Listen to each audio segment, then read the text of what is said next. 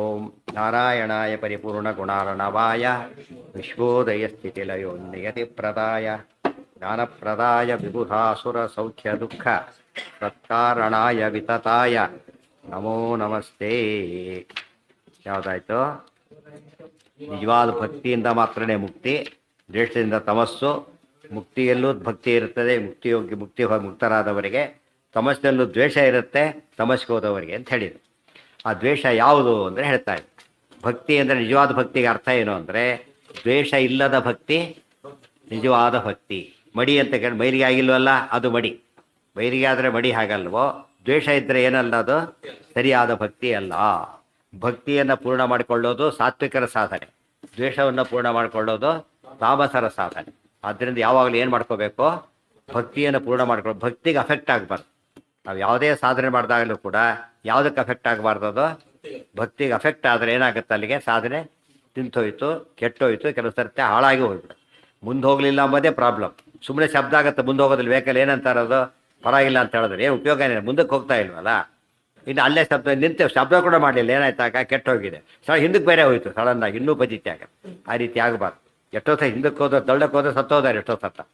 ತಪ್ಪಾಗಿ ಹಿಂದಕ್ಕೆ ಹೋಗಿಬಿಟ್ಟು ತಪ್ಪದಾಡಿರ್ತಾರೆ ಅಪ್ಪನಲ್ಲಿ ಬಿಡ್ತಾರೆ, ಹಿಂದಿದ್ದವ್ರ ಮೇಲೆ ಹೋಗ್ಬಿಡುತ್ತೆ. ಆ ಥರ ಆಗಬಾರ್ದು ಅಂತ ಹೇಳೋದಕ್ಕೆ ಎಚ್ಚರ ಇರಬೇಕು. ಸಾಧನೆ ಡೆಫಿನೇಷನ್ನೇ ಅದು. ಎಷ್ಟು ಕೂಗಿದ್ರೆ ಎಷ್ಟು ಕಿರಿಚಿದ್ರೆ ಸಾಧನೆ ಆಗೋದಿಲ್ಲ. ಏನಾಗುತ್ತದೋ ಭಕ್ತಿ ವೃದ್ಧಿ ಆದ್ರೆ ಮಾತ್ರ ಏನದು ಸಾಧನೆ, ಪಾಸಿಟಿವ್. ಅದು ಭಕ್ತಿ ವೃದ್ಧಿ ಆಗಲಿಲ್ಲ ಅಂತ ಹೇಳಿದರೆ ನೆಗೆಟಿವ್ ಶುರುವಾಯಿತು. ದ್ವೇಷ ಬಂತು ಅಂದರೆ ಏನಾಯ್ತು, ಅಲ್ಲಿಗೆ ಪೂರ್ತಿ ಆಪೋಸಿಟ್ ಡೈರೆಕ್ಷನ್ ಹೋಗ್ತಾ ಇದೆ ಅಂತ ಅರ್ಥ. ಹಾಗಿದ್ದರೆ ದ್ವೇಷಗಳೆಷ್ಟು ಅಂದರೆ ಅವು 9 ಅಂತ ಹೇಳ್ತಾರೆ. ಯಾವ 9 ಅಂದರೆ ಜೀವಾಭೇದ, ನಿರ್ಗುಣತ್ವಂ, ಅಪೂರ್ಣಗುಣತಾ ತಥಾ ಸಾಮ್ಯಾಧಿಕ್ಯೆ ತದನ್ನೇಷಾಂ ಭೇತಸ್ತದ್ಗತ ಏವ ಚ ಪ್ರಾದುರ್ಭಾವ ವಿಪರ್ಯಾಸಃ ತದ್ಭಕ್ತದ್ವೇಷ ಏವ ಚ ತತ್ಪ್ರಮಾಣಸ್ಯ ನಿಂದಾ ಚ ದ್ವೇಷ ಏತೆ ಅಖಿಲ ಮತಾಃ. ಇದಿಷ್ಟು ಕೂಡ ಅಖಿಲಾಹ, ಇವಿಷ್ಟು ಕೂಡ ಒಂದೊಂದು ಏನವು ದೋಷ ಅಂತ ಕರೀತಾರೆ. ಜೀವಾಭೇದ ಫಸ್ಟ್. ಜೀವಾಭೇದ, ಜೀವರೊಂದಿಗೆ ಅಭೇದ. ಯಾರಿಗೆ? ನಾವು ಯಾರ ಬಗ್ಗೆ ಮಾತಾಡ್ತಿರೋದೀಗ? ದೇವರ ಬಗ್ಗೆ ದ್ವೇಷ ಅಂತ. ಜೀವರೊಂದಿಗೆ ದೇವರ ಅಭೇದ. ದೇವರೊಂದಿಗೆ ಅಂತ ಅರ್ಥ. ಜೀವ ಈಶ್ವರ ಅಭೇದವನ್ನು ಯಾರು ತಿಳ್ಕೊಳ್ತಾರಲ್ಲ, ಅದೇನದು? ಇದು ಫಸ್ಟ್ ಇದು ತಿಳ್ಕೊಂಡಿದ್ದು ಯಾರಿದ್ದೇನೆ ಈಗಾಗಲೇ. ಅದ್ವೈತ ಮತ್ತಲ್ಲಿ ಏನು ಬಂತು ಈಗ? ಜೀವರ ಅದೇ ಅಲ್ಲೇ ಶುರುವಾಯಿತು ಪ್ರಧಾನವಾದ ದೋಷ. ಜೀವಾಭೇದ ಫಸ್ಟ್. ಜೀವರೊಂದಿಗೆ ಐಕ್ಯ. ಅದರಲ್ಲಿ ಎರಡು ಬಿಡಿಸೋದ್ರೆ ಏನಾಗುತ್ತಾಗ, ಜೀವ ಶಬ್ದ ಆವರ್ತನೆ ಮಾಡ್ಕೊಂಡ್ಬಿಟ್ರೆ ಜೀವರಲ್ಲೇ ಅಭೇದ ಅದು ಆಗುತ್ತಾಗ. ಜೀವರಲ್ಲೇ ಅಭೇದ. ಜೀವ ಅಭೇದ ತಿಳ್ಕೊಂಡ್ರು ದ್ವೇಷನೇ, ಜೀವೇಶ್ವರ ಅಭೇದ ತಿಳ್ಕೊಂಡ್ರು ದೋಷನೇ. ನಿರ್ಗುಣತ್ವಂ ಎರಡನೇದು. ದೇವರನ್ನ ನಿರ್ಗುಣ ಅಂತ ತಿಳ್ಕೊಳ್ತಾರಲ್ಲ, ಅದು ಅವರಲ್ಲಿ ಬಂತು. ಬ್ರಹ್ಮಾಹಂ ನಿರ್ಗುಣೋಹಂ, ಬ್ರಹ್ಮಾಹಂ ಜೀವಾಭೇದ, ನಿರ್ಗುಣೋಹಂ ನಿರ್ಗುಣತ್ವ. ಅಪೂರ್ಣ ಗುಣತ, ದೇವರಲ್ಲಿ ಗುಣಗಳಿಲ್ಲ. ಯಾವ ಗುಣಗಳಿಲ್ಲ? ಸತ್ವಾದಿ ಗುಣಗಳಿಲ್ಲ ಅಲ್ಲ, ಸರಿಯಾದದ್ದು. ಜ್ಞಾನಾನಂದಾದಿ ಗುಣಗಳಿಲ್ಲ ಅಂತ ಹೇಳಿದ್ರೆ ಏನದು? ಅದು ಬದ್ದು ದ್ವೇಷ ಮಾಡಿದಾಗ ಲೆಕ್ಕ. ಈಗ ಪರಿಚಯ ಮಾಡ್ಕೊಂಡು ಇವರಲ್ಲಿ ಗುಣನೇ ಇಲ್ಲ, ಪರಿಚಯ ಮಾಡ್ಕೊಂಡು ನೋಡಂತೆ. ಪರಿಚಯ ಭಾಷಣದಲ್ಲಿ ಇವ್ರು ಏನೋ ಗುಣಗಳು ಇಲ್ಲ, ನಿರ್ಗುಣರು. ಏನು ಮಾಡ್ತಾರಾಗ? ನೋಡಿ ಗಲಾಟೆ ಆಗ್ತಿದೆಯಲ್ಲ, ಬೈದಿ ದೊಡ್ಡ ಗಲಾಟೆಗಳವೆಲ್ಲ ಹೋಗೋದೇ ಇಲ್ಲ. ಯಾರನ್ನೋ ಆ ಬೈದಿದ್ದಕ್ಕೆ ಸಿಟ್ಟು ಬರುತ್ತೆ, ದೇವರು ಬೈದ್ರೆ ಸಿಟ್ಟು ಬರುತ್ತೆ.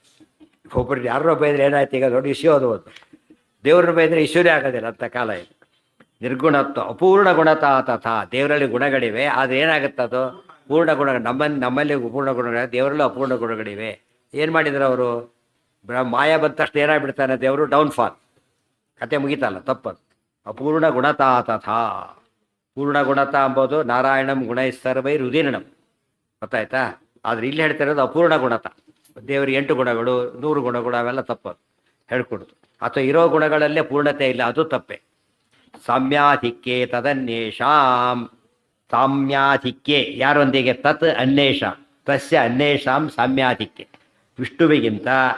ವಿಷ್ಣುವಿಗೆ ಉಳಿದವರು ಸಮರು ಅಂತ ತಿಳ್ಕೊಂಡು. ಯಾರು? ನಮ್ಮ ವಾದ ಇದೆ, ಬ್ರಹ್ಮ ವಿಷ್ಣು ಮಹೇಶ್ವರ 3 ಜನ ಏನವರು ಸಮ ಅಂತ ಒಂದು ವಾದ, ಒಂದೇ ಅಂತ ಇನ್ನೊಂದು ವಾದ. ಎರಡೂ ತಪ್ಪೆ. ಸಾಮ್ಯ ಅಥವಾ ಆಧಿಕ್ಯ. ಶೈವರು ಏನು ಮಾಡ್ತಾರೆ? ವಿಷ್ಣುವಿಗಿಂತ ಶಿವ ದೊಡ್ಡವನು, ಶಾಕ್ತರು ಶಕ್ತಿ ದೊಡ್ಡವಳು, ಹೀಗೆಲ್ಲ ಹೇಳ್ತಾರೆ. ಗಣಪತರು ಗಣೇಶ ದೊಡ್ಡವನು, ಅದು ಹೋಯ್ತು. ಸಾಮ್ಯಂಚ ಆಧಿಕ್ಯಂಚ ಸಾಮ್ಯಾಧಿಕ್ಯೆ.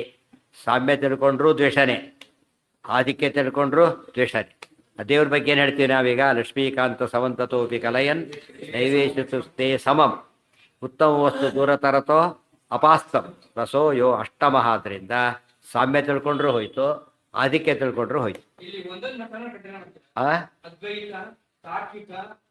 ಎಲ್ಲ ಮತನೂ ಹೋಗುತ್ತಾ, ಎಲ್ಲ ಮತಗಳು ಹೋಗುತ್ತಾ. ಅದರಿಂದ ಉಳಿಯೋದು ಇದೊಂದೇ. ತದನ್ನೇಷಾಂ ಭೇದ ತದ್ಗತ ಏವಚ. ನೆಕ್ಸ್ಟ್ ಭೇದ ದೇವರಲ್ಲಿ ಏನಿದೆ ಅಂದರೆ ರೂಪಗಳಲ್ಲಿ ಭೇದ ಇದೆ, ಅವಯವಗಳಲ್ಲಿ ಭೇದ ಬಂತಲ್ಲ. ಆನಂದಮಯ ಬ್ರಹ್ಮ ಪುಚ್ಛ ಅವೆಲ್ಲ ಏನಿದ್ವೋ ಅಪಾರ್ಥ ಮಾಡಿದರೆ ಭೇದ ತದ್ಗತ ಏವಚ. ನಾವೇ ಮಾಡ್ತೀವಲ್ಲ, ನರಸಿಂಹದೇವ್ರ ಹತ್ರ ಶ್ರೀನಿವಾಸನ ಹತ್ರ ಹೋಗಬಾರ್ದು, ಶ್ರೀನಿವಾಸನ ನರಸಿಂಹದೇವ್ರ ಹತ್ರ ಹೋಗಬಾರ್ದು. ಯಾತಕ್ಕೆ? ಭಾರಿ ಅನ್ಯಾಯ ಹೋಗ್ಬಿಡೋದು. ಏನು ನ್ಯಾಯ ಆಯ್ತಿತ್ತು ಹೇಳ್ಬೇಕು. ಏನು ನ್ಯಾಯ ಆಯ್ತಪ್ಪ ಇವರಿಗೀಗ? ಏನಾಯ್ತಿದೆ? ಇವರೇ ಕಾಳ್ರು, ಮಕ್ಕಳು ಕಾಳ್ರಲ್ಲ, ಇವರೇ ಕಾಳ್ರಾಗ್ತಾರೆ. ದೇವ್ರದ್ದು ಗುಣಗಳು ತಪ್ಪ ತಿಳ್ಕೊಳ್ಳಿಲ್ಲ, ಫಾಲೋ ಆಯ್ತು. ನೂರಕ್ಕೆ ಎಷ್ಟು ಜನ ಫಾಲೋ ಮಾಡ್ತಾರೆ ಗೊತ್ತಾ? ಇದ್ದಾರೆ ನಮ್ಮವರೇ, ಅವೆಷ್ಟವ್ರು ಮಾಡೋದಿಲ್ಲ ಅದನ್ನು. ಅಲ್ಲಿ ಹೋಗೋದೇ ಇಲ್ಲ ಅವರು. ಫಸ್ಟ್ ಮಾಡೋದು ಯಾರು? ನರಸಿಂಹದೇವರು ಸಾಕ್ಷಾತ್ ರೂಪ, ಇದು ಸಾಕ್ಷಾತ್ ರೂಪ. ಬಲರಾಮ ಕೃಷ್ಣ ಒಂದೇ, ಅದು ತಪ್ಪು. ಯಾಕೆ? ಸಾಕ್ಷಾತ್ ರೂಪಗಳಲ್ಲ ಎರಡೂ ಕೂಡ. ಕೃಷ್ಣ ಸಾಕ್ಷಾತ್ ರೂಪ, ಬಲರಾಮ ಅಲ್ಲ. ಎರಡೂ ಸಾಕ್ಷಾತ್ ರೂಪಗಳು. ದಶಾವತಾರದಲ್ಲಿ ಎರಡೂ ಇವೆ. ಮತ್ತೆ ಶ್ರೀನಿವಾಸನೇ ಕೃಷ್ಣ ಆದ್ದರಿಂದ ದಶಾವತಾರದಲ್ಲೇ ಬಂದೋಗಿದೆ. ರೂಪ ಭೇದ ಹೇಳಿಬಿಟ್ರೆ ಅದೇನದು ದೊಡ್ಡ ದೋಷ. ಇವತ್ತು ನೂರಕ್ಕೆ ದೊಡ್ಡವ್ರು ಮಾಡ್ತಾರೆ ಈ ಕೆಲಸ, ಸಣ್ಣವರಲ್ಲ. ಭಾರಿ ದೊಡ್ಡವರು, ಶಾಸ್ತ್ರ ಓದ್ದವರೇ ನಾವೆಲ್ಲ ಹೋಗಾಗಿಲ್ಲ, ನರಸಿಂಹದೇವ್ರ ಮಕ್ಕಳು ಅಂತ ಹೇಳ್ಬಿಡ್ತಾರೆ. ಅದಕ್ಕೆ ವೆಂಕಟೇಶ್ ಕಲ್ಯಾಣದಲ್ಲೇ ಬಂದಿರೋದಂತ ಹೇಳಿದೆ ವಾಕ್ಯನ. ಯಾರೇ ನೈವೇದ್ಯ ಮಾಡಿದ್ರೆ ಶ್ರೀನಿವಾಸ ಹೇಳೋದೇನಂತ? ನರಸಿಂಹ ಮಾಡಿ. ಅಲ್ಲಿ ಅಷ್ಟು ಹೇಳಿದ್ರು ಬಿಡೋದಿಲ್ಲ ಅವರು. ಅದು ಯಾರಿಗೋ ಹೇಳಿದ್ರು, ನಮಗಲ್ಲ, ನಾವು ಮಾತ್ರ ಹೀಗೆ ಮಾಡೋದು ಅಂತ ಹೇಳಿ. ಪ್ರಾದುರ್ಭಾವ ವಿಪರ್ಯಾಸ. ಪ್ರಾದುರ್ಭಾವ ವಿಪರ್ಯಾಸ ಅಂದ್ರೇನು? ತಪ್ಪಾಗಿ ತಿಳಿಯೋದು ಅಂತ ಅರ್ಥ. ವಿಪರ್ಯಾಸ ಪ್ರಾದುರ್ಭಾವನ ತಪ್ಪಾಗಿ ತಿಳಿಯೋದು. ಏನು ತಿಳಿದಿದ್ದಾರೆ ಈಗ? ಬಲರಾಮ ಸೇರಿದೆ. ಎಲ್ಲರ ಅಂಗಡಿಯಲ್ಲಿ ತೊಗೊಳಕ್ಕೆ ಹೋದ್ರೆ ನೀವು ಸಾಮಾನ್ಯ ಚಿತ್ರಗಳು ಹೇಗಿರುತ್ತೆ ನಿಮಗೆ? ಬಲರಾಮ ದೇವರನ್ನ ಹತ್ತಲು ಸೇರಿಸಿಬಿಡ್ತಾರೆ, ಬುದ್ಧಾವತಾರ ತೆಗೆದು ಹಾಕಿಬಿಡ್ತಾರೆ. ಎಷ್ಟೋ ಕಡೆಗೆ ಅಂತ ಏನಾಯ್ತು? ಯಾರು ಮಾಡ್ತಾರೆ ಅವ್ರ ಮತ್ತ ಮೇಲೆ ಡಿಪೆಂಡ್ ಆಗುತ್ತೆ. ಅದನ್ನ ಇದೇ ಮಾಡಿ ಬೇಕಾದ್ರೆ ತೊಗೊಳ್ಳಿ ಸಾಕಾಡ್ಬಿಡಿ ಅಂತ. ಇವ್ರು ಏನೋ ಗೊತ್ತು ತಾಕಿಬಿಡ್ತಾರೆ. ಮಾಡಬಾರ್ದು ಹಾಗೆಲ್ಲ, ತಪ್ಪು. ಪ್ರಾದುರ್ಭಾವ ವಿಪರ್ಯಾಸ. ಇದು ಅದೇ ಪ್ರತಿಚಕ್ರವರ್ತಿ ಸಾಕ್ಷಾತ್ ರೂಪ ಅಲ್ಲ. ಏನಂತಾರೆ ಅದಕ್ಕೆ? ಆವೇಶ ಇರೋದಲ್ಲಿ ಸಾಕ್ಷಾತ್ ರೂಪ ಮಾಡ್ತಾರೆ. ಬಲರಾಮನ ಆವೇಶ ಇರೋದು ಸಾಕ್ಷಾತ್ ರೂಪ ಮಾಡ್ತಾರೆ. ಬುದ್ಧ ಸಾಕ್ಷಾತ್ ರೂಪ ಅಂತ ಅಲ್ಲ ಅಂತ ಹೇಳ್ಬಿಡ್ತಾರೆ. ಇದು ವ್ಯತ್ಯಾಸ. ವೇದವ್ಯಾಸ ಸಾಕ್ಷಾತ್ ರೂಪ. ಏನಂತಾರೆ ವೇದವ್ಯಾಸರನ್ನ? ಕಶ್ಚಂದ್ರ ಋಷಿ. ಕಪಿಲನ ಕಶ್ಚಂದ್ರ ಋಷಿ ಅಂತ ಕರೀತಾರೆ. ಈ ಉಲ್ಟಾಪಾಟ ಐತರೇಯನನ್ನ ಯಾರೋ ದಾಸಿಪುತ್ರ ಅಂತ ಕರೀತಾರೆ. ಇವೆಲ್ಲ ಭಾರಿ ತಪ್ಪು. ಅದೆಲ್ಲ ದೃಷ್ಟಿಯಲ್ಲಿ ಪಾತುರ್ಭಾವ ವಿಪರ್ಯಾಸ ಹಾಕೂಡುದು. ತದ್ಭಕ್ತ ದ್ವೇಷ ಏವಚ. ಇವತ್ತು 190 ಜನ ತಮಾಷೆ ಅಂದರೆ ದೇವರ ಅವತಾರಗಳಲ್ಲಿ ಹೆಚ್ಚು ಕಡಿಮೆ ಮಾಡಿದ್ರೇನೆ ಏನಾಯ್ತದೋ ದ್ವೇಷ. ಇದು ಕಂಡುಕೊಂಡವರು ದೇವರು ಅಂದ್ರೆ ಗತಿ ಏನಾಗಬೇಕು? ಭಗವಾನ್ಗಳಂದ್ರೆ ದೇವರೇ ಇವ್ರ ಪ್ರಕಾರ. ಅವ್ರಿನ್ನೂ ಗೊತ್ತಿಲ್ಲ, ದೇವರಿಗಿಂತ ಒಂದು ಕೈ ಬಿಗಿಲೆ ಆ ರೀತಿ ಎದ್ದು ಬಿಡ್ತಾರೆ. ಅವ್ರಿಗೆ ಅರ್ಥ ಅಂತ ಗೊತ್ತಿದ್ರೆ, ಭಗವಾನ್ ಶಬ್ದ ಅರ್ಥ ಗೊತ್ತಿದ್ರೆ ಮಾತಾಡಕ್ಕೆ ಬರ್ತಿದ್ದಿಲ್ಲ. ಭಕ್ತ ದ್ವೇಷ ಏವಚ. ತದ್ಭಕ್ತ ದ್ವೇಷ ಏವಚ. ಭಗವದ್ ರೂಪಗಳನ್ನು ಯಾರು ಆರಾಧನೆ ಮಾಡ್ತಾರೆ, ವಿಷ್ಣು ಭಕ್ತರಿದ್ದಾರೆ, ಅವರ ದ್ವೇಷ ಮಾಡೋದೇನದು? ದೊಡ್ಡ ದ್ವೇಷದಲ್ಲಿ ಒಂದು. ಇವತ್ತು ನಮ್ಮಲ್ಲಿ ದೊಡ್ಡ ದೋಷ ಅದೇನೆ, ಪರಸ್ಪರ ಕಲಹ. ಮಠಗಳು ಅಂತ ಬಂದರೆ ಏನು ಮಾಡ್ತಾರೆ ಈಗ? ಎಲ್ಲ ಅವ್ರು ಅವ್ರ ಮುಗಿತ ಕತೆ ಅದು ಬಿಟ್ಬಿಡಿ. ಯಾಕೆ? ಮಠ ಬೇರೆ ಆಗಿರುತ್ತಲ್ಲ. ಮತ ಬೇರೆ ಆದರೂ ಪರವಾಗಿಲ್ಲ, ಮಠ ಬೇರೆ ಆಗಬಾರ್ದು. ಆ ಒಂದು ಫಲಂತೆ ನಮ್ಗೆ ತುಂಬ ಜನಕ್ಕೆ ಹಾಗಿರಬಾರ್ದು. ಅದರಿಂದ ಏನಾಗುತ್ತಾಗ ಇನ್ನೊಂದು ಮಠಕ್ಕೆ ಏನಾರ ನಾವು ಜನ ಖುಷಿ, ಆ ಮಠದ ಬರಿಯಾದೆ ಹೋಯ್ತು ನೋಡಿದಿರ ಅಂತ ಹೇಳ್ತಾರೆ. ಬರಿಯಾದೆ ಮಠದ್ದು ಹೋಗಿಲ್ಲ, ಹೋಗಿದ್ದು ಯಾರದೀಗ? ಮತದ್ದು ಹೋಗಿರೋದು. ತುಂಬ ಜನ ಅರ್ಥ ಮಾಡ್ಕೊಂಬೋದಿಲ್ಲ ಅದನ್ನು. ವೈಷ್ಣವರು ಹಾಳಾಗಲಿಕ್ಕೆ ಮೇನ್ ರೀಸನ್ ಇದೇನೆ. ತದ್ಭಕ್ತ ದ್ವೇಷ ಏವಚ. ತತ್ಪ್ರಮಾಣಸ್ಯ ನಿಂದಾಚ. ತತ್ಪ್ರಮಾಣಸ್ಯ ನಿಂದಾಚ. ತತ್ ಅಂದರೆ ಪರಮಾತ್ಮ, ಅವನ ಬಗ್ಗೆ ಪ್ರಮಾಣ ಅಂದರೆ ಯಾವುದು? ವೇದಾದಿ ಶಾಸ್ತ್ರಗಳು. ಅವನು ಒಪ್ಪೋದಿಲ್ಲ ಅಂತ ಹೇಳೋದು ಅದೇನದು? ಅದು ದೋಷ, ಅದು ದ್ವೇಷ. ನೀವು ಭಾರಿ ದೊಡ್ಡವರು, ಪ್ರಮಾಣ ಒಪ್ಪೋದಿಲ್ಲ ಹೋಯ್ತಲ್ಲ. ಅವ್ರು ಸರ್ಟಿಫಿಕೇಟ್ ತೋರಿಸ್ತಾರೆ, you are good, but certificate ಒಪ್ಪೋದಿಲ್ಲ ಅಂದರೆ ಅವ್ರು ಕೋಟ ಕೊಡ್ತಾ ಬೈದಾಗಲಿಲ್ಲ ಅವರನ್ನು, ತಪ್ಪಾಗ. ತತ್ ಪ್ರಮಾಣಸ್ಯ ವಿಷ್ಣು ಪ್ರತಿಪಾದಕ ಪ್ರಮಾಣಾನಾಂ ನಿಂದ. ವಿಷ್ಣುವಿನ ಸರ್ವೋತ್ತಮತ್ವವನ್ನು ಪ್ರತಿಪಾದನೆ ಮಾಡ್ತಕ್ಕಂಥ ಪ್ರಮಾಣಗಳನ್ನು ಒಪ್ಪೋದಿಲ್ಲ ಅಂತ ಹೇಳಿದರೆ ಏನದು? ಅದು ತಪ್ಪು ಅಂದರೂ ತಪ್ಪು, ಒಪ್ಪೋದಿಲ್ಲ ಅಂದರೂ ತಪ್ಪು. ಬರೀ ಒಪ್ಪೋದಿಲ್ಲ ಅಂಬೋದೇ ಅಫೆನ್ಸ್. ಅದು ಕಾನೂನು ಒಪ್ಪೋದಿಲ್ಲ ಅಂದರೆ ಹೇಗೋ ಹಾಗೆ. ಇವತ್ತು ಹಾಗೇನೆ ನಾವು ಇದನ್ನ ಒಪ್ಪೋದಿಲ್ಲ. ಕಾನ್ಸ್ಟಿಟ್ಯೂಷನ್ ಅಂದರೆ ಏನರ್ಥ? ದೇಶದ್ರೋಹಿ ಅಂತ ಕರೀತಾರೆ. ಅವನೇನು ವಿರೋಧ ಅಲ್ಲ, ಒಪ್ಪೋದಿಲ್ಲ ಅಂತ ಅಷ್ಟೇ ಹೇಳ್ತಾರೆ. ಒಪ್ಪೋದಿಲ್ಲ ಅಂದರೆ ಏನದು? ದ್ರೋಹನೇ. ಅದಕ್ಕೆ ವೇದಾದಿ ಶಾಸ್ತ್ರಗಳು ಒಪ್ಪೋದಿಲ್ಲ ಅಂದರೆ ನಮ್ಮ ಸ್ಪಿರಿಚುವಲ್ ಕಾನ್ಸ್ಟಿಟ್ಯೂಷನ್ ಒಪ್ಪೋದಿಲ್ಲ ಅಂತ ಆಗುತ್ತೆ. ಆದ್ದರಿಂದ ಅದು ದೋಷ. ದೋಷ ಅಂದರೆ ಏನಾಗ? ಶಿಕ್ಷಾರ್ಹ ಅಪರಾಧ ಅಂತ ಕರೀತಾರೆ. ಏತೆ ಅಖಿಲಾಮತಾಹ. ಇವಿಷ್ಟು ಕೂಡ ಏನಿವೋ ಇಷ್ಟು ಕೂಡ ದೋಷಗಳಂತಲೇ ಕರೀತಾರೆ. ಒಂದೊಂದಿದ್ರೂ ದೋಷ. ಅಖಿಲ ಅಂತ ಯಾತಕ್ಕೆ ಕರೆದ್ರು ಅಂದರೆ 8 ಇಲ್ಲ, ಒಂದು ಮಾತ್ರ ನಮ್ಮಲ್ಲಿದೆ, ಅದು ಅಖಿಲ ದೋಷನೇ, ಪೂರ್ತಿ ದೋಷನೇ. ಎಲ್ಲ ಇದೆ, ಪ್ರಾಣ ಒಂದಿಲ್ಲ, ಏನು ಹೇಳ್ಬೇಕಾಗ? ನೋಡೋದಕ್ಕೆ ಒಂದೇ ಇಲ್ಲ, ಇದು ಡೆಡ್, ಆ ಥರ ಆಗುತ್ತೆ. ಎಲ್ಲ ದೋಷಗಳು ಮುಖ್ಯವಾದ ದೋಷಗಳಾದ್ದರಿಂದ ಒಂದೇ ದೋಷ ಇದ್ದರೂ ಕೂಡ ಅಖಿಲ ದೋಷ ಅಂತಲೇ ಕರಿಬೇಕಾದ್ರೆ. ನಾವು 9 ಸದ್ಯ 3-4 ಪರವಾಗಿಲ್ಲ ಅಂತ ಹೇಳ್ಕೊಳಕ್ಕೆ ಹೋಗ್ಬಾರ್ದು. ಆದರೆ ಯಾವುದು ಕೂಡ ಏನದು ಒಂದು ದೋಷನೂ ಇರಬಾರ್ದು. ಬೈಲಿಗೆಯಲ್ಲಿ ಮಡಿ ಹೇಗಿರ್ಬೇಕು ಅದಕ್ಕೆ ನೋಡಿ, 3-4 ಒಣಗಿ ಒಂದು ಮಾತ್ರ ಬೈಲಿಗೆ ಉಳಿದ ಜೊತೆಗಿದೆ. 9 ಒಣಗಾಕಿದ್ದಾನೆ, ಒಂದು ಮಾತ್ರ ಬಿಟ್ಟಿದ್ದಾರೆ ಅಷ್ಟೇ. ಉಳಿದು ತಗೋಬೋದ ಅಂತ ಕೇಳಿದರೆ ಇದು ಕೋಲ್ ಬಡಿ ಮಾಡ್ಲಿಕ್ಕೆ ಬರೋದಿಲ್ಲ. ಇದರಲ್ಲಿ ಏನು ಮಾಡಬೇಕಾಗ? ಕೋಲ್ ಬಡಿ ಮಾಡಿದ್ರೆ ಕೋಲ್ ತೊಗೊಂಡೇ ಹಾಕ್ತಾರೆ, ಬಿಡೋದಿಲ್ಲ. ಅದು ಎಲ್ಲ ಬೈಲಿಗೆ ಎಷ್ಟು ಬೈಲಿಗೆ ಆಯ್ತು ಈಗ? ಪೂರ್ತಿ ಈ ಭಾಗ ಬಿಟ್ಟಿದ್ದೇನೆ, ಈ ಭಾಗ ಮಾತ್ರ ಬೈಲಿಗೆ ಅಲ್ಲ, ಪೂರ್ತಿ ಬೈಲಿಗೆನೇ ಆಗುತ್ತೆ. ಆ ದೃಷ್ಟಿಯಲ್ಲಿ ಇಡೀ ಉಪಾಸನೆ ಪೂರ್ತಿ ಬೈಲಿಗೆ ಆಗುತ್ತೆ ಅಂದರೆ ಅದು ಅನರ್ಥಕ್ಕೆ ಕಾರಣ. ಇವೆಲ್ಲ ಇದು ಯಾತಕ್ಕೆ ಅಂದರೆ ದಿವಸ ಬಾಯ್ಪಾಠ ಮಾಡಿ ನಾವು ಮಾಡುವ ಅನ್ಕೋಬೇಕು, ಯಾವ ದೇಶ ಮಾಡ್ತೀನಿ ನಾನೀಗ ಅಂತ ಗೊತ್ತಾಗುತ್ತೆ. ಮಾಡಬಾರ್ದು. ತಕ್ಷಣ ಏನು ಮಾಡ್ತಾರೆ ಅದನ್ನು ತಕ್ಷಣ ತೆಗೆದು ಬಿಡ್ತಾರೆ. ಇಲ್ಲೋದ್ರೆ ಸಾಧನೆ ಆಗೋದಿಲ್ಲ, ನಿಂತೋಗ್ಬಿಡುತ್ತೆ. 4 ಕಾರ್ ಕೆಟ್ಟು ನಿಂತಿದೆ, ಈಗ ರಿಪೇರಿ ಮಾಡಿ ಮುಂದೆ ಹೋಗೋ ಬರೋದೇ ಇಲ್ಲ. ಈಗ ಗಾಲಿ ಪಂಕ್ಚರ್ ಆಗಿ ನಿಂತಾಗ ಹೋಗ್ಲಿ ಬಿಡು ಅಂತ ಹೇಳಕ್ಕೆ ಬರೋದಿಲ್ಲ. ರಿಪೇರಿ ಆಗಬೇಕು, ಮುಂದೆ ಹೋಗಬೇಕು ಅಂತ ದೋಷ ಬಿಟ್ಬಿಡ್ಬೇಕಾದ್ರೆ ಇದನ್ನು ಬಿಡೋದಿಲ್ಲ. ದೋಷ ಜಾಸ್ತಿ ಮಾಡ್ತಿದ್ದಾರೆ. ಬರ್ತಾ ಏನಾಗ್ತಿದೆ ನಮ್ಮಲ್ಲಿ ಈಗ ದೋಷ ಜಾಸ್ತಿ ಆಗ್ತಾಯಿದೆ. ಜೀವಾಭೇದ, ನಿರ್ಗುಣತ್ವಂ, ಅಪೂರ್ಣ ಗುಣತಾ ಅಂತ ಎಣಿಸ್ಕೋಬೇಕೀಗ. 9 ಆಯ್ತಲ್ಲ ನೋಡಿ. ಜೀವಾಭೇದ, ನಿರ್ಗುಣತ್ವಂ, ಅಪೂರ್ಣ ಗುಣತಾ ಎಷ್ಟಾಯ್ತು ಅಲ್ಲಿಗೆ? ಇದು ತಥಾ ಅಂದರೆ ಇದು ಎಷ್ಟು ತಪ್ಪು ಅದು ಅಷ್ಟೇ ತಪ್ಪು. ತಥಾ ಹಾಗೇನೇ ತಪ್ಪು. ಇದರಲ್ಲಿ ಏನು ಕೂಡ ಏನಿಲ್ಲ, ಸ್ವಲ್ಪ ಪರವಾಗಿಲ್ಲ ಅಂತ ತಿಳ್ಕೊಬೇಡಿ, ಅಷ್ಟೇ ಅಪರಾಧವಾಗಿದೆ. ಸಾಮ್ಯಾಧಿಕ್ಯೆ, ಸಾಮ್ಯಂಚ ಆಧಿಕ್ಯಂಚ ಸಾಮ್ಯಾಧಿಕ್ಯೆ ಎಷ್ಟಾಯ್ತು ಅಲ್ಲಿಗೆ? ತದನ್ನೇಷ ಭೇದ ತದ್ಗತ ಏವಚ ಎಷ್ಟಾಯ್ತು? 6 ಆಯ್ತು. ಆಮೇಲೆ ಪ್ರಾದುರ್ಭಾವ ವಿಪರ್ಯಾಸ ಎಷ್ಟಾಯ್ತು? 7ನೇದು. ತದ್ಭಕ್ತ ದ್ವೇಷ ಏವಚ 8. ತತ್ಪ್ರಮಾಣಸ್ಯ ನಿಂದಾಚ 9. ಸರಿಗೋಯ್ತು. ಸಾಮ್ಯಾಧಿಕ್ಯನ 2 ಒಂದು ಮಾಡ್ಕೊಂಡ್ಬಿಟ್ಟಿದ್ರೆ ಆಗ್ತಿರ್ಲಿಲ್ಲ. ಸಾಮ್ಯ ಹೇಳೋದು ತಪ್ಪು ಮತ್ತು ಆಧಿಕ್ಯ ಹೇಳೋದು ತಪ್ಪು ಅಂತ 2 ಕರೆಕ್ಟಾಗಿ 2 ದ್ವಿವಚನ ಇರೋದ್ರಿಂದ 2 ಮಾಡ್ಕೊಳ್ಳೇಬೇಕು. ಇದು ಬೇರೆ, ಅದು 2 ಬೇರೆ ಬೇರೆ ದೋಷಗಳಾದ್ದರಿಂದ ಒಂದು ದೊಡ್ಡ ಅಪರಾಧನೇ. ಜೀವ 199 ಪಾದ ತಪ್ಪು ಮಾಡೇ ಮಾಡ್ತಾರೆ. ಎಲ್ಲ ಗುಡಿಗೂ ಹೋಗ್ತಾರೆ, ಎಲ್ಲ ಒಂದೇ ರೀತಿ ನಮಸ್ಕಾರ ಮಾಡ್ತಾರೆ. ತಪ್ಪು ಒಂದೇ ರೀತಿ ಸಮಾನ ತಿಳ್ಕೊಂಡಾಗಾಯ್ತಲ್ಲಾಗ. ತಾರತಮ್ಯ ತೋರಿಸ್ಲೇಬೇಕಲ್ಲಿ. ತಾರತಮ್ಯ ತೋರಿಸ್ತಾ ಹೋದ್ರೆ ಭಕ್ತಿ ಅಂತ ಆಗೋದಿಲ್ಲ. ಯಾರ ಹೆಸರು ಬೇಡ, ಯಾರು ತಪ್ಪಾಡಿದ್ರು ತಪ್ಪೇ, ಸರಿ ಮಾಡಿಕೊಂಡ್ರೆ ಸರಿ. ಜೀವಾಭೇದ, ನಿರ್ಗುಣತ್ವಂ, ಅಪೂರ್ಣ ಗುಣತಾ ತಥಾ ಸಾಮ್ಯಾಧಿಕ್ಯೆ ತದನ್ನೇಷಾಂ ಭೇದ ತದ್ಗತ ಏವಚ. ಅದು ಸ್ವಗತ ಭೇದ. ತದ್ಗತ ಭೇದ ಅಂದ್ರೇನು? ಸ್ವಗತ ಭೇದ. ಅದಿಲ್ಲ ಅಂತ ತಿಳ್ಕೊಬೇಕು, ಇದೇನು ತಿಳ್ಕೊಬಾರ್ದು. ಬೇರೆ ಕಡೆ ಭೇದ ಇರೋದು ಸತ್ಯ, ಅವನಲ್ಲೇ ಭೇದ ಇರೋದು ಸುಳ್ಳು. ಅವಯವ ವಿಭೇದ ಇತ್ಯಾದಿಗಳು. ಪ್ರಾದುರ್ಭಾವ ವಿಪರ್ಯಾಸ, ಪ್ರಾದುರ್ಭಾವಗಳನ್ನು ಹಿಂದೂ ಮುಂದಾಗಿ ತಿಳಿಯೋದು, ತಪ್ಪಾಗಿ ತಿಳಿಯೋದು ಎಲ್ಲ ತಪ್ಪೆ. ತದ್ಭಕ್ತ ದ್ವೇಷ ಏವಚ, ವಿಷ್ಣು ಭಕ್ತರ ದ್ವೇಷವನ್ನು ಮಾಡೋದು. ಆಮೇಲೆ ತತ್ಪ್ರಮಾಣಸ್ಯ ನಿಂದಾಚ. ತುಂಬ ಜನ ಮನೆಗಳಲ್ಲೇ ಸಿಗ್ತಾರೆ, ವೇದ ಒಪ್ಪೋದಿಲ್ಲ, ಶಾಸ್ತ್ರ ಒಪ್ಪೋದಿಲ್ಲ, ಸರ್ವಮೂಲನೆ ಒಪ್ಪೋದಿಲ್ಲ ಅಂತ ಜನ ಇದ್ರೆ ಏನು ಮಾಡ್ಬೇಕು? ಅದಕ್ಕೆ ತತ್ಪ್ರಮಾಣಸ್ಯ ನಿಂದ. ಆಚಾರ ಮತ್ತು ಮಾತಾಡಬಾರ್ದು. ಕಾನೂನು ಹೇಳಿದ್ಮೇಲೆ ಏನು ಮಾಡಬೇಕಾಗ? ಒಂದು ಪ್ರಶ್ನೆ ಮಾಡೋಕ್ಕೆ ಹೋದಾದ್ರೆ ಇನ್ನೂ ದೊಡ್ಡ ತಪ್ಪು ಮಾಡ್ತಾರೆ ಅಂತ. ಸರಿ, ಹೌದು, ಹಾಗಿದ್ರೆ ತಪ್ಪೇ. ತತ್ಪ್ರಮಾಣಸ್ಯ ನಿಂದಾಚ ದ್ವೇಷ ಏತೆ ಅಖಿಲಾಮತಾಹ. ಇಷ್ಟು ಪ್ರತ್ಯೇಕವಾಗಿ ಪೂರ್ಣ ದೋಷಗಳಾಗಿವೆ, ದ್ವೇಷಗಳಾಗಿವೆ, ಮತ್ತು 9 ದ್ವೇಷಗಳಾಗಿವೆ. ಇದಕ್ಕೆ ಎಕ್ಸಾಕ್ಟ್ಲಿ ಆಪೋಸಿಟ್ ಶ್ರವಣಂ ಕೀರ್ತನಂ ವಿಷ್ಣೋ ಸ್ಮರಣಂ ಪಾದಸೇವನಂ ಅರ್ಚನಂ ವಂದನಂ ದಾಸ್ಯಂ ಸಖ್ಯಂ ಆತ್ಮನಿವೇದನ. ಆತ್ಮನಿವೇದನ ಹೇಳಿದೆ, ಅದು ಸರಿಯಾಗಿ ಆಪೋಸಿಟಿವ್. ಅದಕ್ಕೆ ಈಗ ಅರ್ಥ ಆಗುತ್ತೆ. ಅಮಲಾ ಭಕ್ತಿಶ್ಚ ತತ್ಸಾಧನಂ, ಅಮಲಾ ಭಕ್ತಿಶ್ಚ ತತ್ಸಾಧನಂ.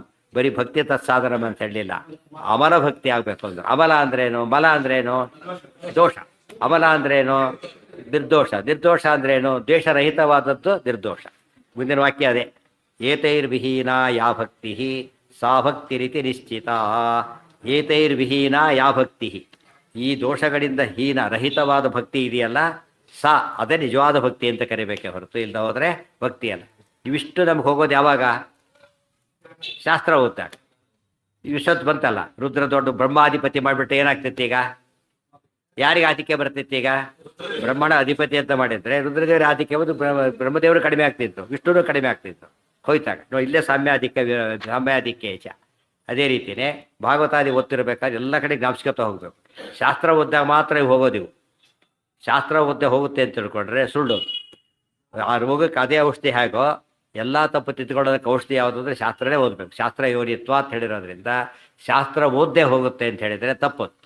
ಶಾಸ್ತ್ರ ಓದಿಯೇ ಹೋಗ್ಬೇಕು. ತಸ್ಮಾತ್ ಶಾಸ್ತ್ರಂ ಪ್ರಮಾಣಂತೆ ಕಾರ್ಯಕಾರ್ಯ ವ್ಯವಸ್ಥಿತವು, ಶಾಸ್ತ್ರದಿಂದಲೇ ಹೋಗ್ಬೇಕು. ಆದ್ದರಿಂದ ಶಾಸ್ತ್ರಾಧ್ಯಯನ ಮಾಡಿ ಕಳ್ಕೋಬೇಕು.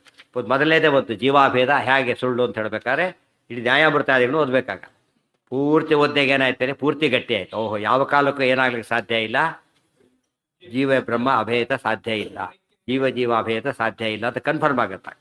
ಇಲ್ಲಿ ಉಪಾಧಿ ಖಂಡನ ತ್ರಯಗಳು ಓದಬೇಕು, ಆಮೇಲೆ ತತ್ವೋದ್ಯೋತ ಓದಬೇಕು, ತತ್ವನಿರ್ಣಯ ಓದಬೇಕು, ಅವಕ್ಕೆ ಟೀಕಾ ಓದಬೇಕು, ಅದು ವಾದಾವಳಿ ಓದಬೇಕು, ವಾದರತ್ನಾವಳಿ ಓದಬೇಕು, ನ್ಯಾಯಾಮೃತ ಓದಬೇಕು. ಗಟ್ಟಿ ಆಯ್ತು. ಒಂದು ವಿಷಯ ಇಷ್ಟು ಓದೋ ಹೊತ್ತಿಗೆ ಒಂದು ವಿಷಯ ಗಟ್ಟಿ ಆಯ್ತು ಅಷ್ಟೇ 9ರಲ್ಲಿ.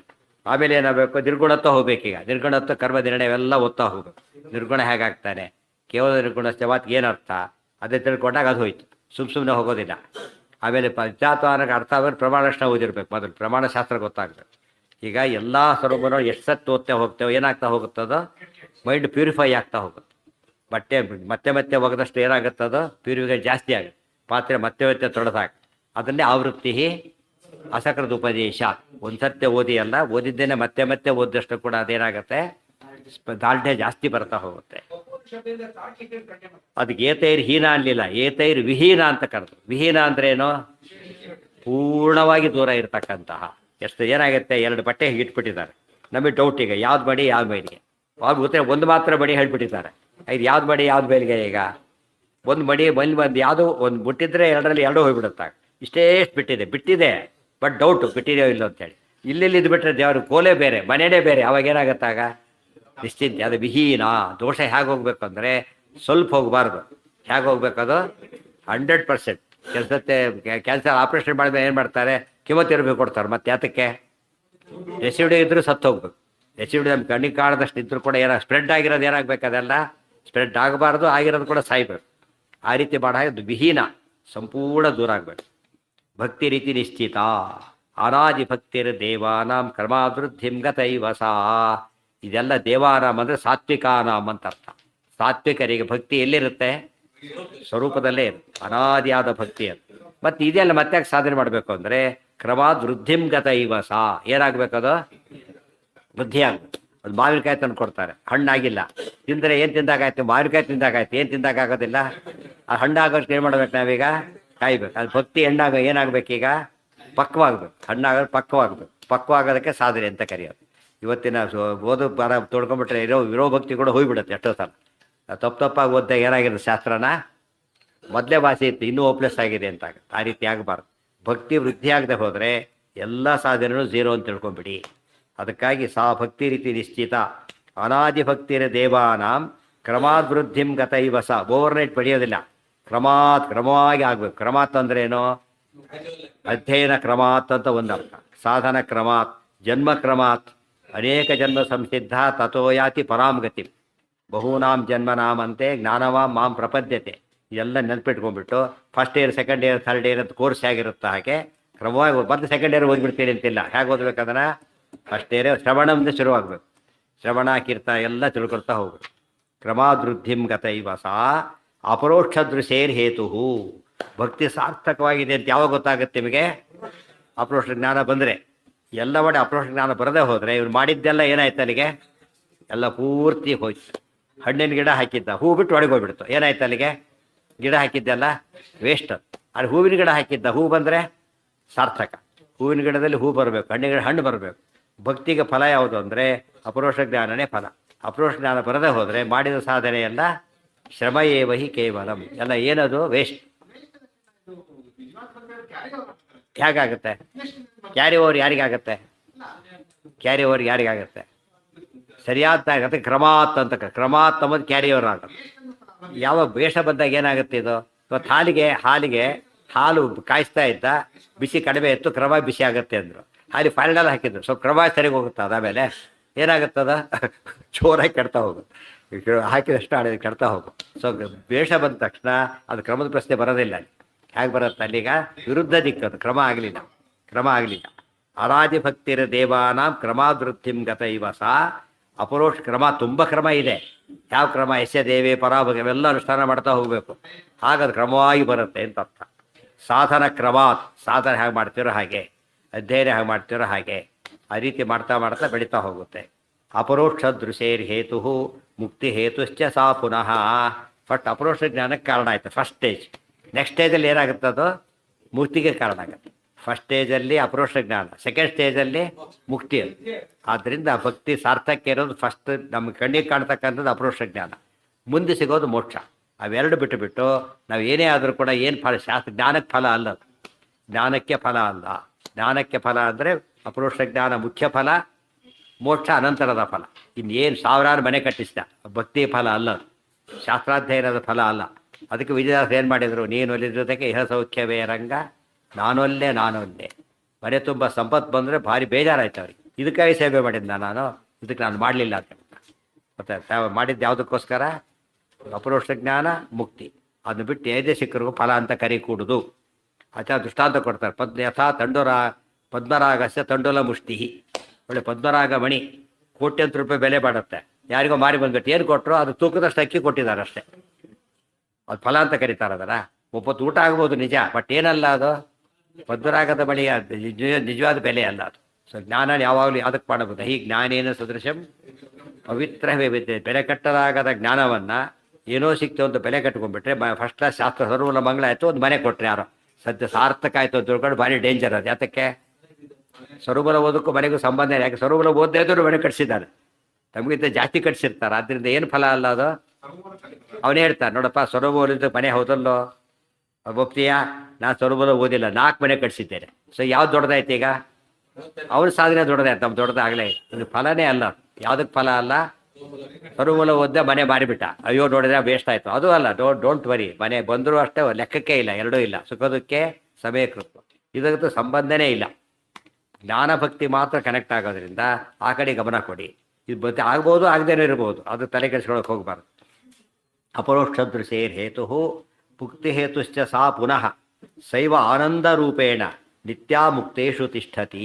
ಭಕ್ತಿಯ ಮಹಿಮೆ ಎಷ್ಟು ಅಂದರೆ, ಮುಕ್ತಿ ಆದಮೇಲೂ ಕೂಡ ಭಕ್ತಿ ಏನಾಗುತ್ತೆ, ಮುಕ್ತರಲ್ಲಿ ಉಳ್ಕೊಂಡ್ಬಿಡುತ್ತೆ. ಹಾಗೆ ಅದು ಹೇಗಿರುತ್ತೆ? ಆನಂದ ರೂಪದಲ್ಲಿರುತ್ತೆ. ಭಕ್ತಿ ಯಾವ ರೂಪದಲ್ಲಿದೆ? ಇದೀಗ ಆನಂದ ರೂಪದಲ್ಲಿ ಭಕ್ತಿ ಇದೆ. ಈ ಅಕ್ಕಿ ಅನ್ನ ಮಾಡಿದಾಗ ಈ ಅಕ್ಕಿ ಹೇಗೆ ಉಳ್ಕೊಂಡು ಯಾವ ರೂಪ ಬಂದಿದೆ ಅದಕ್ಕೀಗ? ಅಕ್ಕಿ ರೂಪದಲ್ಲಿ. ಅದು ಅನ್ನದ ರೂಪದಲ್ಲಿ ಹೇಗಿರುತ್ತೋ ಹಾಗೆ ಭಕ್ತಿ ಎಂಬುದು ಆ ರೂಪದಲ್ಲಿರೋದ್ರಿಂದ ಇಲ್ಲಿ ಭಕ್ತಿ ಎಂಬುದು ಸಾಧನ, ಅಲ್ಲೇನದು ಸಿದ್ಧಿ. ಅದು ಸಂಸಾರಾವಸ್ಥೆಯಲ್ಲಿ ಸಾಧನವಾದರೆ ಮುಕ್ತಿ ಅವಸ್ಥೆಯಲ್ಲಿ ಸಿದ್ಧಿಯಾಗಿರೋದ್ರಿಂದ ಮುಕ್ತಿಯಲ್ಲೂ ಭಕ್ತಿ ಹೋಗೋದಿಲ್ಲ. ಭಕ್ತಿ ಹೋದ್ರೆ ಏನಾಗುತ್ತೆ? ಅಕಸ್ಮಾತ್ ಮುಕ್ತಿನೂ ಹೋದ ಅಂತ ಲೆಕ್ಕ. ಯಾಕೆ? ಮುಕ್ತಿ ಸಿಕ್ಕಿರೋದು ಯಾತಕ್ಕೋಸ್ಕರ? ಭಕ್ತಿ ಇದ್ದಾಗ. ಅದೇ ಹೋಗ್ಬಿಟ್ಟು ಬರ್ದೇನೆ ನಾನು 4 ಫ್ಲೋರ್ ಕಳಿಸ್ತಾ ಕೆಳಗಿನ ಫ್ಲೋರ್ ತೆಗೆದುಬಿಟ್ಟ. ಯಾಕೆ? ಇನ್ನೇನು 4 ಫ್ಲೋರ್ ಕಟ್ಟಿ ಆಯ್ತಲ್ಲ, ಕೆಳಗೆ ಫ್ಲೋರ್ ಏನಾಗುತ್ತೆ ಈಗ? ಅದ್ರ ಸಮೇತ ಬೀಳುತ್ತೆ. ಯಾಕೆ? 4ನೇ ಫ್ಲೋರ್ ಯಾವ್ದ್ರ ಮೇಲೆ ನಿಂತಿತ್ತದೋ? ಕ್ರಮವಾಗಿ ನಿಂತಿತ್ತ. ಆದ್ದರಿಂದ ಅದೆಂದು ಹೋಲಿಸ್ ಸಾಧ್ಯ. ತಮೋಯೋಗ್ಯರಿಗೆ ದ್ವೇಷ ಹೇಗೆ ನಿತ್ಯನೋ, ಮುಕ್ತಿಯೋಗ್ಯರಿಗೆ ಭಕ್ತಿ ಹಾಗೆ ನಿತ್ಯ. ಮುಕ್ತಿಯೋಗ್ಯರಿಗೆ ಭಕ್ತಿ ಹೇಗೆ ನಿತ್ಯನೋ, ತಮೋಯೋಗ್ಯರಿಗೆ ದ್ವೇಷ ಹಾಗೆ ನಿತ್ಯ. ಆದ್ದರಿಂದ ಎಂದೂ ಕೂಡ ಅದು ಹೋಗೋದಿಲ್ಲ. ಶೈವಾನಂದ ಸ್ವರೂಪೇಣ ನಿತ್ಯ ಮುಕ್ತೇಶು ತಿಷ್ಠತಿ. ಆಗೊಂದು ಹೇಳಿದರು. ಅದು ಹೇಗೆ ಅಂದರೆ ಎಕ್ಸಾಂಪಲ್ ಕೊಡ್ತಾರೆ. ಯಥಾ ಶೌಕ್ಲಾದಿಕಂ ರೂಪಂ ಗೋರ್ಭವತ್ತೇವ ಸರ್ವದಾ ಸುಖ ಜ್ಞಾನಾದಿಕಂ ರೂಪಂ ಏವಂ ಭಕ್ತೇರ್ ನಚಾನ್ಯಥ. ಗೋ ಅಂದ್ರೆ ಏನಿರ್ಬೇಕು? ಅದಕ್ಕೆ ಒಂದು ಬಿಡಿನೋ ಏನೋ ಒಂದು ಬಣ್ಣ ಇರಬೇಕು. ಅದಕ್ಕೆ ಬಣ್ಣ ಇಲ್ಲದ ಗೋವಿಲ್ಲ, ನಿರ್ಗುಣ ಬ್ರಹ್ಮ ಟೈಪ್ ಆಗಿಬಿಡುತ್ತೆ. ಆಮೇಲೆ ಬಣ್ಣವಿಲ್ಲದ ಗೋವು ಹೇಗಿಲ್ವೋ, ಜ್ಞಾನ ಭಕ್ತಿಗಳಿಲ್ಲದ ಭಕ್ತಿ ಇಲ್ಲ. ಜ್ಞಾನ ಸುಖ ಸಮೇತ ಏನಿರಬೇಕದು ಭಕ್ತಿ. ನಮ್ಮಲ್ಲೂ ಹಾಗೇನೆ ತುಂಬ ಬೇಕಾದವ್ರು ಬರ್ತಾರೆ ಅಂತ ತಿಳ್ಕೊಬಾರ್ದು. ರಾತ್ರಿ ಲೇಟಾಗಿ ಬರ್ ತುಂಬ ಹೊತ್ತು ಕಾದಿರ್ತಾನೆ, ಬಂದುಬಿಟ್ರು, ಏನು ಯೋಚನೆ, ತುಂಬ ಖುಷಿ ಅವನಿಗೆ. ಯಾತಕ್ಕೆ? ಅವ್ರಿಗೆ ಭಕ್ತಿ ಇದೆ. ಭಕ್ತಿಯಿಂದಾಗಿ ಏನಾಯ್ತು? ಅವ್ರು ಬರುವಿಕೆ ಏನು ಕೊಡುತ್ತೆ ಅವ್ರಿಗೀಗ? ಆನಂದ ಕೊಡುತ್ತೆ. ಭಕ್ತಿ ಯಾವ ಮುಖ ಇದೆ ಅಂತ? ಈಗ ಆನಂದದ ಒಂದು ವಿಶೇಷ ಮುಖ ಇದೆ. ಬರಲಿಲ್ಲ, ಭಾರಿ ದುಃಖ ಆಯಿತು. ಕಾರಣ ಏನು ಅಂದರೆ, ಅದು ಅವೇಳೆ ಏನೇ ಆಗಿದ್ದರೂ ಕೂಡ ಅವ್ರ ಭಕ್ತಿ ಅವ್ರನ್ನ ಏನು ಮಾಡಿ ಲೇಟಾಗಿಲ್ಲ, ಸರಿಯಾಗಿ ಬಂದಿಲ್ಲ. ಅವ್ರು ಏನೇ ಹೇಳಿದ್ರು ಕೂಡ ಏನು ಮಾಡ್ತಾರೆ? ಗಮನಕ್ಕೆ ತೊಗೊಳೋದಿಲ್ಲ. ಅವರು ಬಂದಿರಲ್ಲ ಸಾಕು ಅಂತ ಹೇಳ್ತಾರೆ. ಆ ಟೈಪ್ ಅದು ಭಕ್ತಿ ಆನಂದವಾಗಿ ಕಾಣುತ್ತೆ, ಜ್ಞಾನವಾಗಿ ಕಾಣುತ್ತೆ. ಮತ್ತು ಭಕ್ತಿಯ ರೂಪಗಳೇ ಅದು. ರೂಪವಿಲ್ಲದ ಗೋವು ಹೇಗಿರೋದಿಲ್ಲ, ಸುಖ ಜ್ಞಾನವಿಲ್ಲದ ಭಕ್ತಿ ಆಗಿರೋಕ್ಕೆ ಸಾಧ್ಯವೇ ಇಲ್ಲ.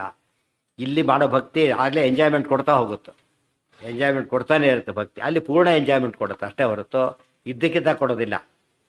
ಯಾವಾಗಲೂ ಸಡನ್ ಆಗಿರುತ್ತೆ, ಅದು ಇದಾಗುತ್ತೆ, ಎಕ್ಸ್ಪೋಸ್ ಆಗುತ್ತೆ ಅಷ್ಟೆ. ಯಥಾ ಶೌಕ್ಲಾದಿಕಂ ರೂಪಂ ಗೋರ್ಭವತ್ತೇವ ಸರ್ವದಾ ಸುಖ ಜ್ಞಾನಾದಿಕಂ ರೂಪಂ ಏವಂ ಭಕ್ತೇಹೇ ನಚಾನ್ಯಥಾ. ಅಲ್ಲಿಗೆ ನಾಳೆ ಸರ್ ಮುಂದಿನ ಪಾಠ. ಮೊದಲೇ ಹೇಳಿದ್ದಾರೆ, ಮೊದಲೇ ಅಧ್ಯಾಯ ಪೂರ್ತಿ ಓದಿಬಿಟ್ರೆ ಎಲ್ಲ ಪ್ರಮೇಯನೂ ಗೊತ್ತಾದಾಗ ಅದನ್ನ ಗಟ್ಟಿ ಮಾಡಿಕೊಳ್ಳೋ ಬುಡದ ಭಾಗ ಎಲ್ಲ ಒತ್ತಾ ಹೋಗು. ಸರ್ವೇಂದ್ರಿಯ ಪ್ರೇರಕೇಣ ಶ್ರೀ ಪ್ರಾಣಪತಿ ನೇರಿತಃ ಯದ ಓಚಮಹಂ ತೇನ ಪ್ರಿಯತಾಂ ನಮಃ. ಇವತ್ತು ಸಾಯಂಕಾಲ ಇವತ್ತಿನಿಂದ ಇದು ವಿದ್ಯಾಪೀಠದಲ್ಲಿ ಭಗವದ್ಗೀತಾ 2ನೇ ಅಧ್ಯಾಯ ಕಂಟಿನ್ಯೂಯೇಷನ್. ಮೊದಲು 10-12 ಚೌಕ ಆಗಿತ್ತು, ಅದು ಮುಂದುವರಿ.